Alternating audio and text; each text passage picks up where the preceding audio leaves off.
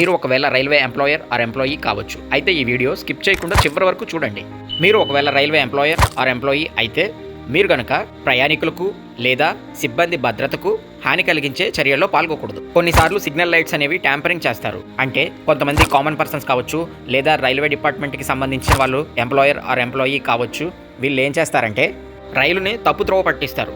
అంటే పట్టాలు తప్పించడం లేదా కొన్నిసార్లు సిగ్నల్స్ ఇవ్వకపోవడం లేదా కొన్నిసార్లు అక్కడ ప్రమాదం సంభవిస్తుందని తెలిసి కూడా కొన్నిసార్లు రెడ్ సిగ్నల్ అనేది ఇవ్వరు. ఇంకా కొన్ని సందర్భాల్లో కొంతమంది కామన్ పర్సన్స్ కావచ్చు.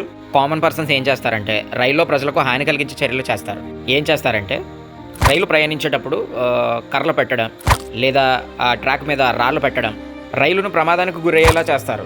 అయితే ఇలా గనక ఎవరైనా చేసినట్లయితే మీకు Indian railway act 1989 of under section 150 ప్రకారం మీకు 10 సంవత్సరాల వరకు జైలు శిక్ష, అదేవిధంగా దీనిని లైఫ్ టైం ఇంప్రిజన్మెంట్కు డైవర్ట్ చేయడం అయితే జరుగుతుంది.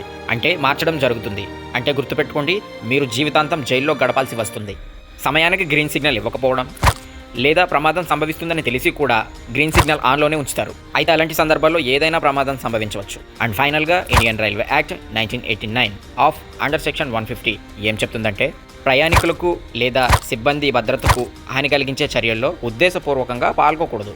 ఒకవేళ మీరు గనక ఉద్దేశపూర్వకంగా పాల్గొంటే రైలును ప్రమాదానికి గురి చేయాలనే కాన్సెప్ట్తో గనక మీరుంటే మీపై కఠినమైన చర్యలు తీసుకోబడతాయి. లా తెలుసుకోండి. For more legal updates subscribe to our channel. Thank you.